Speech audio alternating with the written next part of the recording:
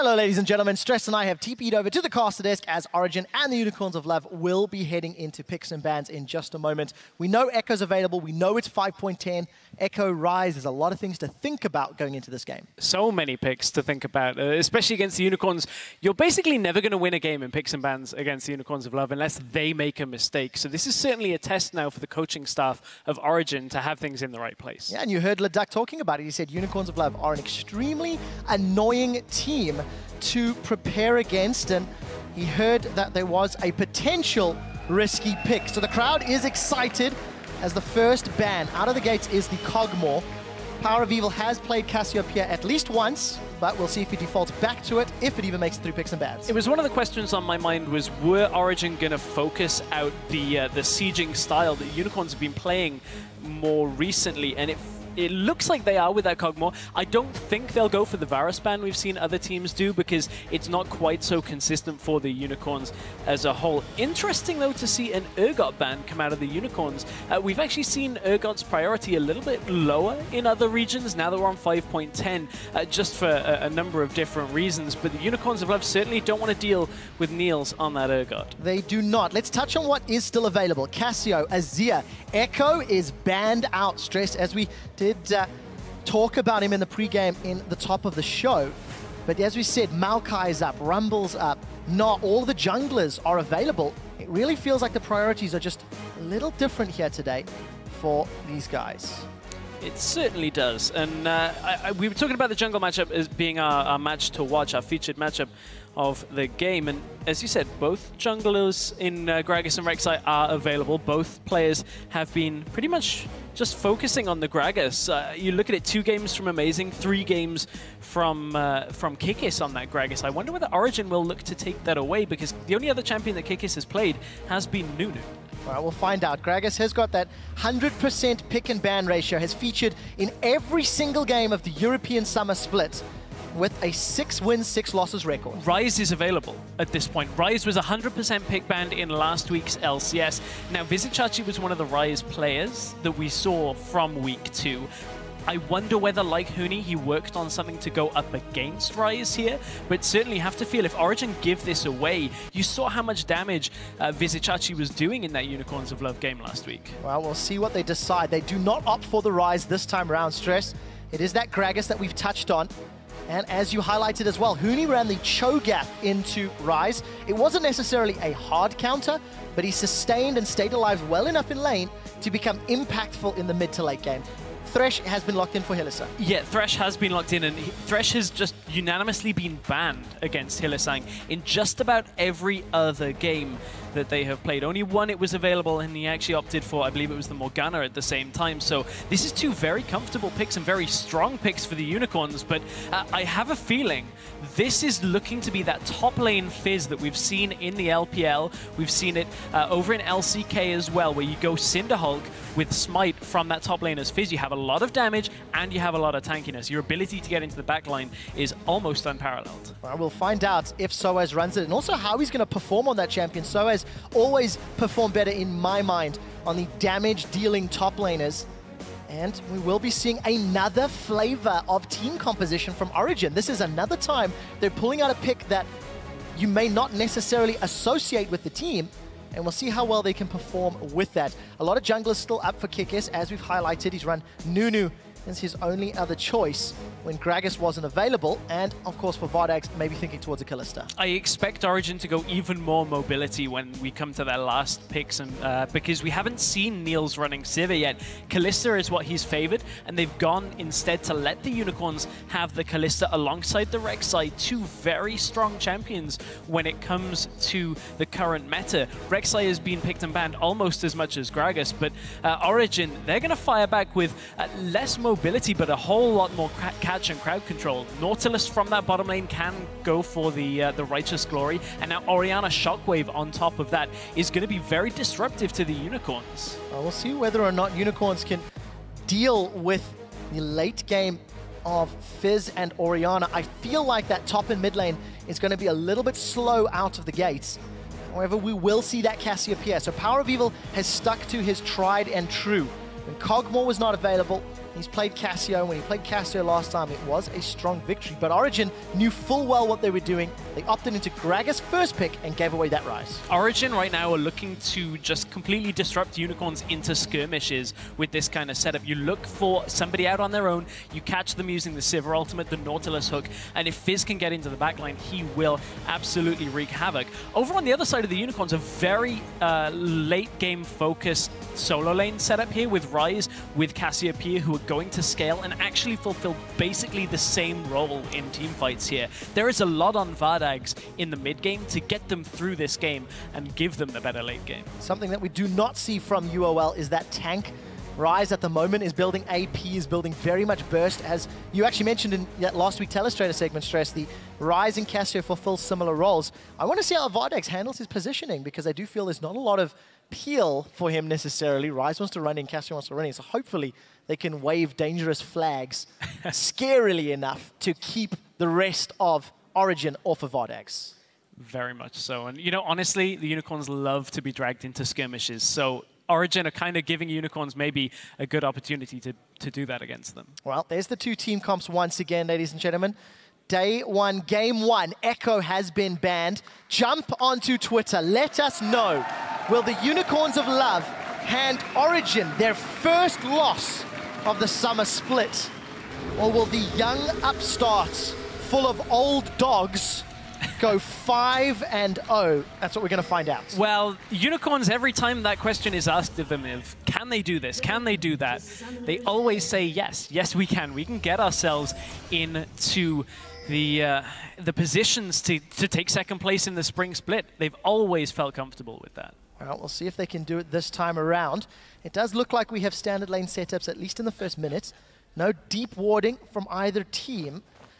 And we do see everybody covering off the respective entrances. Niels by the red buff. We see Mithy hanging out by the tri-bush, and the rest of UOL almost mirroring. And speaking of Mithy, this is the first time we've seen him on this Nautilus, but it goes very well with the style of champions he's played. He's played the Alistair, he's played the Thresh, and as a result, these very active champions in teamfights have granted Mithy the highest amount of assists for a support. He's currently sat on 68 assists. Now, to put that in perspective, that is higher than the entire assist pool of Gambit as a team. So I expect a lot out of Mithy from this game. I heard a few stunned faces in the audience, and we need to see how Mithy handles himself. And I really want to keep my eye on Peke as well. I feel as this game goes later, if it goes later, there'll be a lot of pressure on Peke in these team fights to land a good shockwave. And we'll have to see how well he can handle this late game scaling. We do see Amazing in the jungle, playing Gragas, of course. It is the only champion that retains the 100% pick ban ratio. But look at those stats. There's 21 KDA. Not the greatest kill participation, but you know what? He doesn't need it because the team's 4-0. The team are 4-0, and that makes this 100% win rate for Amazing fairly cut and dry on that one. So you can tell that Unicorns have loved with that draft, allowing the Gragas through. They had to know what they were dealing with. It was going to be a very high priority pick for Origen. So Kikis, he's never one to shy away from a tough matchup, though. Definitely not the case. And you know, it really is just a testament to the number of powerful champions that are available in the current patch. Cogbor not necessarily considered as strong as some of the others, but Azir went unpicked, unbanned, considering how high priority was, and Origen opted to ban the Cogmore over the likes of Cassio, over the likes of Rise, out of respect for Power of Evil. Yeah, we'll have to see how that indeed plays out for Origen. But one thing I want to touch on, Origen looked to have initiated this lane swap. And now, that's a little bit interesting when you take into account that one of the ways of dealing with Fizz as a solo laner, especially in the long lane, is to swap into him. And at this point, yes, they want to avoid the Kalista and the Thresh a little bit, but now they're putting a lot on Soaz's back because Fizz is not going to be able to farm very easily in this kind of setup. Well, I did see Soaz play Hecarim last week and Rumble the week before. I think he's got a pretty big, strong back to work off. Definitely stepped up and surprised, but we do see a mirror 4v0 in the top half of the map in favor of Origen. It is almost mirrored by Unicorns of Love down bottom. Yeah, Origen were faster to the punch on this one, though, so Unicorns clearly a little behind the curve on this kind of setup. Yes, they will be able to get damage done, but look, Origen already already have that tower down beneath a quarter of its health here. Looks like they're peeling away just to try and slow down this push, though. They don't want to end up having the wave in a really awkward place when Niels is going to have to come forward for too much farm. So we'll find out how well they can kill this wave off and whether or not it will bounce. It does look to be the case as minions are being killed away. And we did see not only did Origen start the swap and start the 4v0, I feel the Unicorns of Love mirrored it relatively well. They responded within a few seconds and do seem to be equalizing the trade of towers, keeping that global goal very even in a moment or two.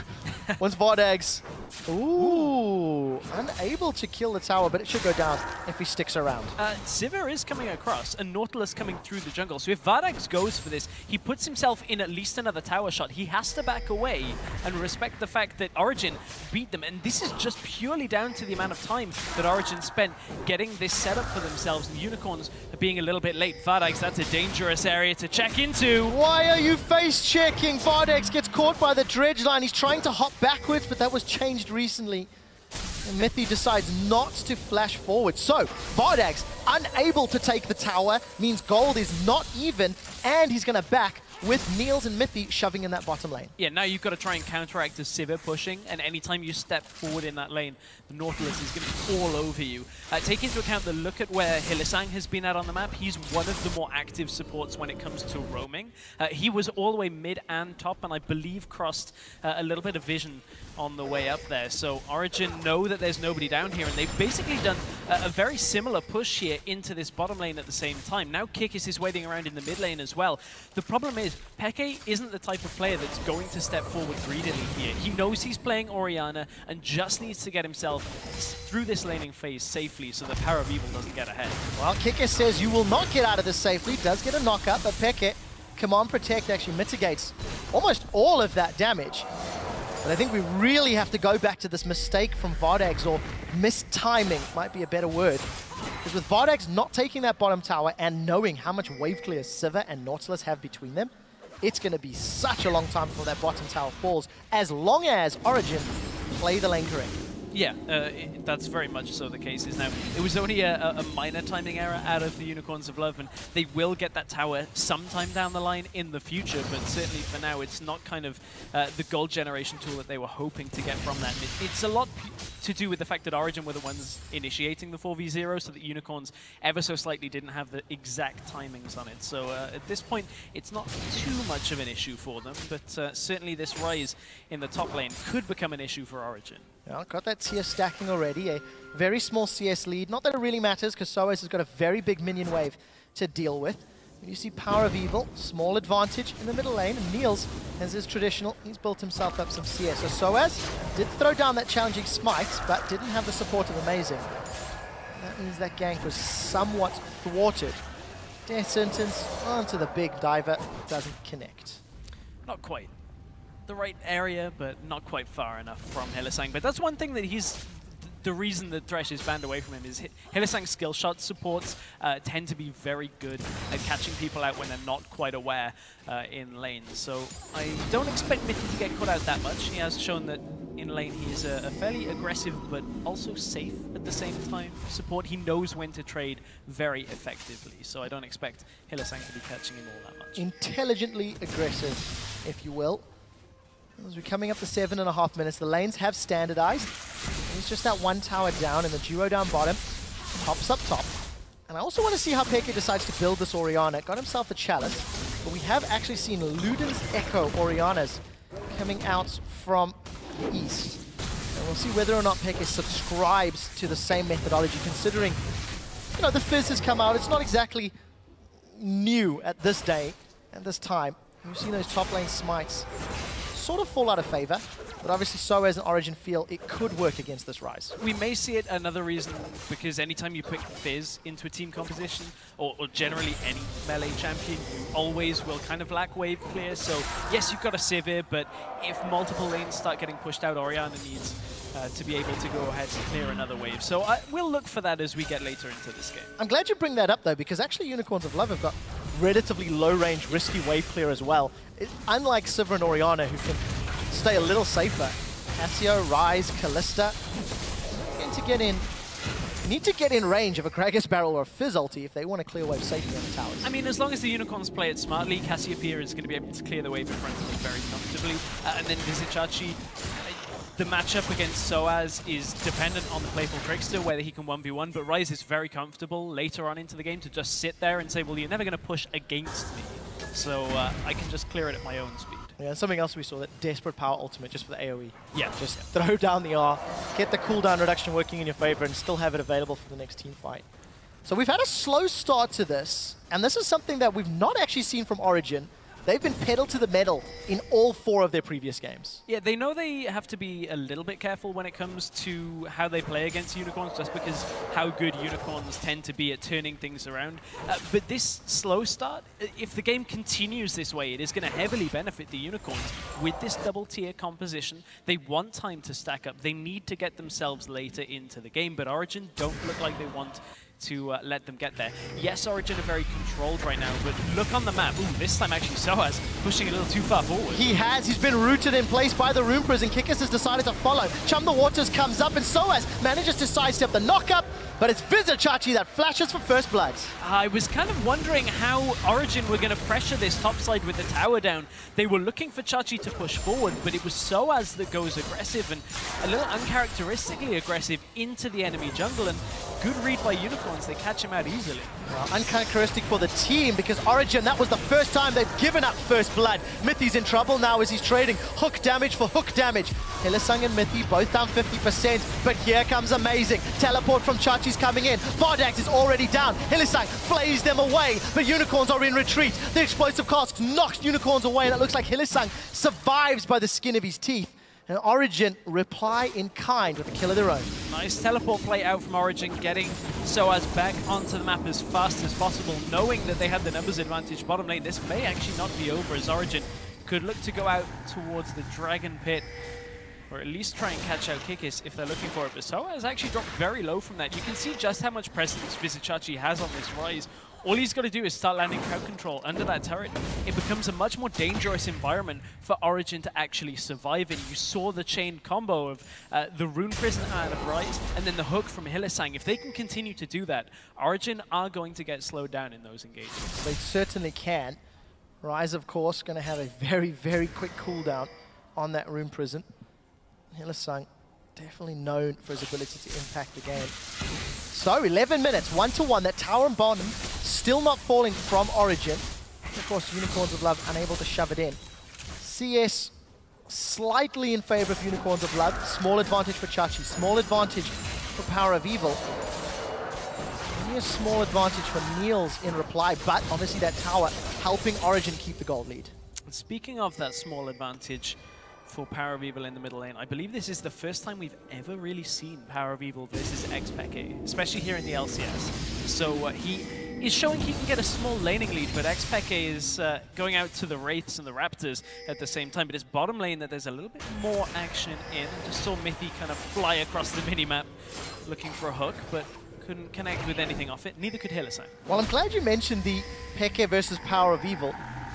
We'll need to touch on that in a second, as the junglers have found one another. Kikis has knocked up Amazing and put a lot of damage in reply. Body slam into Cask. Here comes attack and shockwave from Peke. He's chasing down Kikis. Red buff is available. Amazing has no flash. The body slam goes forward. The tunnels throw him away, and the unexpected happens as Kikis survives. Amazing is now caught out, and Power of Evil flashes for the poison power kill. Power of Evil was second to Rome in that situation, but he still has more impact just because Kikis managed to get his tunnel network working for himself. He gets himself all of the way out of that. Now Peke might be in a little bit of trouble. No ultimate from Power, but if they get a Rune Prison before Peke gets there, which they can't quite land, so Peke is okay there. But good reaction by Origen overall. They know Unicorns desperately want that bottom tower, so they swap their duo lane out to the mid tower and keep their tower advantage up in favor of Origen. Kikis has joined the party in the top side, though. He's looking for the knock-up. Well, he finds the knock-up, he gets the Furious Bite down, and Peke forced to flash. So what has this cost Origen? They managed to secure the tower in the middle lane, at the cost of their tower in the bottom lane, and potentially top if another minion wave gets in. Soaz, he wants to land a nom nom fishy onto Vardags. Amazing is coming from the jungle. This could work out. It's the Death Bush that Soaz made famous years ago. And here comes Amazing. No explosive cost. Soaz, he lands the Chum the Waters. Oh, hasn't even used it, rather. It was Playful Trickster. Doesn't even have Chum the Waters available. Going to carry on running Hylissang down. Flay goes away. Soaz looking for a target, but they've got a ward in the bush. The Fat Man lands the body slam, but the explosive cast pulls him backwards. Amazing with the prediction shot. 2 more kills to Origen, and they start off Dragon. Dragon swipes its wings and says, nope, you're not using me as an escape. As, that was just Unicorns overstaying the bottom lane. I don't actually know why they do that, because you lose your mid tower. You don't have wards in the jungle, and yet you stand in front of a tower and just allow Origen to get a very easy flank. They'd shoved the wave in, and now they're catching power. While Power's in trouble, Power is down. Dragon was secured. You can see the number of average dragons across the board. Slightly slower for Origen, but neither of teams this split have been able to secure that 5th dragon buff. So we're back to the 1,000 gold advantage in favor of the newest challenger team from the oldest players in the LCS. Wondering where you're going with that. Newest challenger team. We've got 3 more this week into challenger, but this game is LCS, Trevor, and I'm enjoying watching Origen because in this game, what they've done so well is everything they've given to Unicorns of Love, they've made sure they take twice as much within the next 2 or 3 minutes, because Origen forgo the bottom tower, get mid lane instead. They give up a kill or 2 in the top lane, and they know that Power of Evil's flash is down. They recapitalize on it using the Nautilus ultimate as well, and it's something they've been very good at, but this is the first time, as you said, that they were the team to give away first blood. It doesn't look like it's affected them in the slightest. Definitely not, and Crepper was actually talking about Origen earlier today on the preview of the matches, and he highlighted how he felt Origen just had such great macro-level decision-making when looking at the bigger picture, looking at the entire map. And despite Origen giving up a flurry of kills, they're the ones in the lead. But you need to keep an eye on those CS numbers, guys. Soaz is continuing to fall behind Rise, which is a terrifying statement. But luckily for them, Niels has got a solid advantage over Vardex, and we'll see if Niels' utility can buffer Soaz's slightly weaker item build and farm values. The question is, how does this lead translate as you go later into the game and it starts expanding into team fights? Because we know what Rise can do, we've seen what Fizz can do in other leagues, but it's all going to be about getting a teleport behind them and using his mobility to get into the backline as well. You can see that Soaz is actually down in the bottom lane because he has teleport available. Chachi does as well, but he's actually going top side. No dragon available for either team, so this is kind of this moment where it's all about wave control. You've got to set up the next couple of objectives for the team, but looks like Unicorns are looking to be the proactive team in this case. So let's see whether or not Soaz can teleport in. Doesn't need to farm CS when he can farm champions at 3-1-1. 16 minutes on the clock. We see 2 Cinder Hulks on the side of Origen. We'll deal slightly less damage in those team fights as it was changed a couple patches ago, but it's a lot of scaling HP on the 2 of them, and then you're going to add Nautilus into the fray. Pretty big beefy front line for Origen if they stand toe-to-toe with Unicorns of Love. Yeah, that's very much so. And although Soaz, while he will act as a tank, he will be diving into the backline. It's one of the weird things is Fizz has very good base damages, and the damage amplification that comes from his ultimate just allows him to get all the way into the backline and start dealing a lot of damage to squishy targets. Factor in the Cinder Hulk as well. It's weird to think that you can have a tank-level assassin-style champion, but certainly Fizz is fulfilling that role across some of the other regions right now. So, Stress, the game has slowed down just a little bit as the teams continue to farm up the side lanes, farm up the mid lane. We're getting close to 20 minutes, and Origen coming into this week had actually built themselves up an average of 4.1 thousand gold lead over their opponents. They're currently sitting just over 2,000. So we'll need to see whether or not they can accelerate that just a little more. Fans at home definitely feeling Origen have the advantage, but, you know, it's just interesting to see how Unicorns have been able to keep them back just a little less than before the teams they've faced. Yeah, I mean, there's still about a minute and a half to go, so that anything can happen. But honestly, a lot of this gold lead is stemming, as you said, from Niels. Just constantly farming, constantly, all the time. And Vardax isn't doing that either. They're donating or giving a lot of the farm over to Power of Evil and Vizicachi right now as they move lane to lane. So Vardax is the player right now. They actually need to be stronger at this point in the game. Yes, if Power of Evil is very strong, or Rise is very strong at this point, they can still deal a lot of damage, but Kalista is going to be fairly necessary part of these team fights when it comes to dealing out damage to Origen this early. So let's see whether or not Peke can find himself a good command shockwave. 1 minute until the next dragon. Origen able to secure it after punishing Vardax and Hylissang for some poor positional decision-making, and now they're getting some vision control. And there's another one. The reason they can get all of this vision control is because Kalista was spotted in the top lane, and that allows Origen to know they have the numbers advantage. Fizz, again, with the teleport down in the bottom lane, he can join the fight.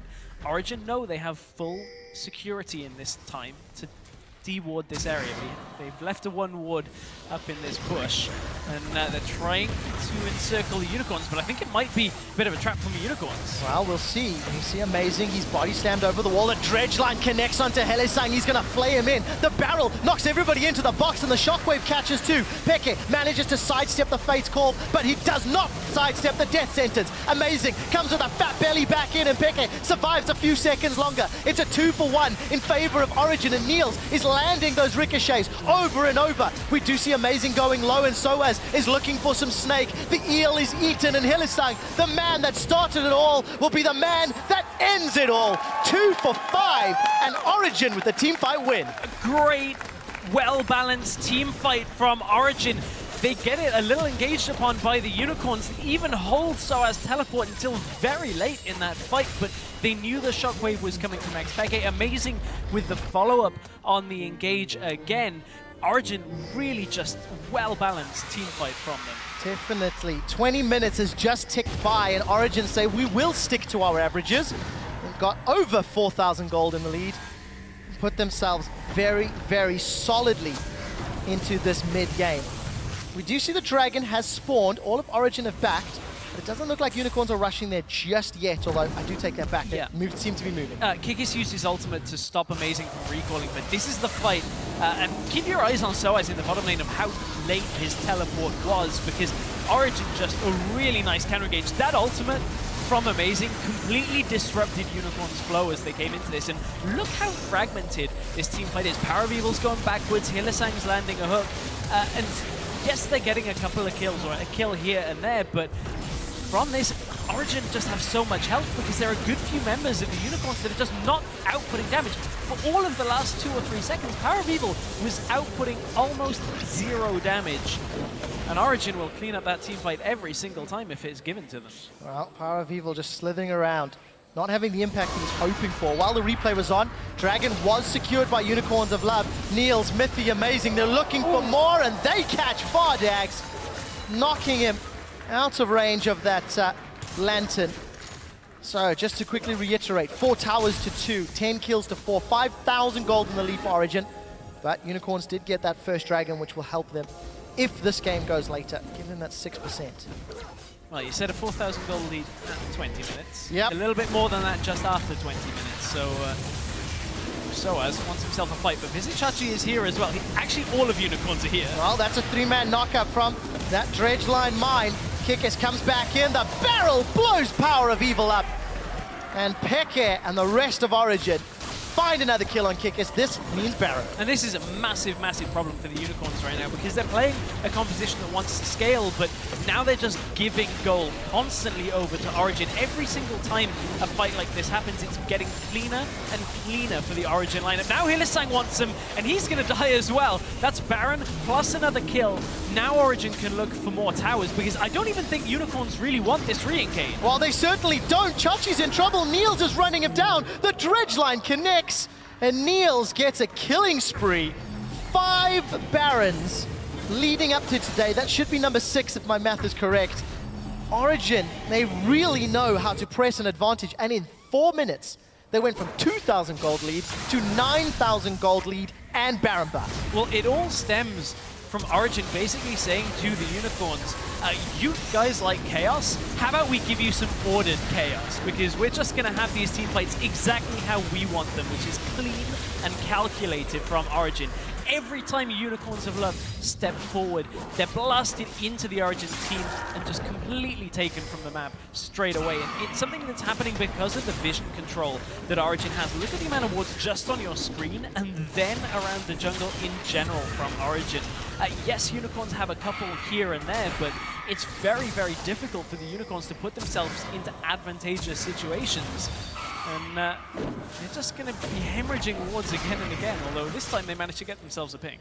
Well, very well played from Origen. It's actually just incredible to behold the level of play. They want to go again. Well, they find them, and look at the shockwave barrel combo. Peke, Niels, Soaz. It's a trio of kills, a tower to boot, and they want an inhibitor turret to follow. This game has just gone from being somewhat close to absolutely in Origen's control right now. Look at how fast they're just shredding through this, and it's all been involved with the macro level decision making that Origen have showed. This isn't a game where you look at Unicorns and wonder what went wrong, because Origen have been what has gone so right in this game. Unicorns picked a scaling composition and they've just lost a Nexus turret at 24.5 minutes. That is not something that can happen with this kind of composition where you end up winning. What an exceptional performance from Origen. Hylissang's in trouble, doesn't manage to connect with the death sentence, forced to have the Fate's Call as a safety. Hylissang is out. Inhibitor down, Nexus turret down, 25 minutes. Origen, they're not stopping. 20% of Baron buff is left, and they are setting their sights on the mid lane turret. There's even minions on the bottom inner turret if they want it. Amazing, almost getting close to that explosive cast. We do see Peke, he's stunned up by the petrifying gaze. Chachi has eaten some Chum the Waters, and Vardax forced to flash to safety. Visit Chachi is down, Kikis will be next, and the kill credit goes to Niels. Soaz is keeping the attention of the Unicorns, 3 of them in bay. And Origen get another inhibitor, and whoopa! Peke misses the shockwave, eats a death sentence for Flare, and says, I don't care, as he leaves the base. Origen, it's all but done in this game. This is beyond convincing from Origen, and it can take it all the way back to picks and bans. Origen said, we will give Unicorns their comfort champions in every single role, all the way down the line. Chachi's played Rise. Haravival, one of his absolute top performing champions, is Cassiopeia. Vardax is comfortable on the Kalista as well. And Origen just said, okay, well, we know exactly how to beat that style. We know you'll go double scaling. We know you'll try and play for the late game. We've got a game plan for it. We'll execute it pretty perfectly. Go a step further, perfectly. Well, they gave away first blood the first time in the league. It was to bait the aggressive play. It was conscientious, but just such a great performance. And you know, for Origen, if you actually step back, they've got a few minutes before they close this one out. They started weeks 1 and 2 by taking down Giants, taking down Copenhagen Wolves. Then they took down the number 4 team from Spring SK. Then they took down the number 3 team from Spring, H2K. They're about to take down the number 2 team. And next week, they play the number 1 team. I don't even know if Fnatic can stop this. Origen basically say, who's next? And if it happens that Fnatic can't quite stop it, then that becomes a very interesting question of who's next. Because Origen are looking so good. Yes, they are. 27 minutes, they get their second dragon. Let's also remind everybody that Origen do have to play Rocket tomorrow, so one more game before they face Fnatic. And we'll see if both of those teams can make it into the matchup undefeated. Still a lot of game to be played. This one though, 14,000 gold. The Righteous Glories pop, on the hunt pop. We see the depth charge going out, the barrel going wide. Chachi's the first one to be focused, but it's Power that gives up his life. The depth charge, and the dredge line rather, connecting. 3 more kills for 3 more carries. Soaz, Peke, and Niels ring up just a couple more. They close the game at 28 minutes. Origen 5-0.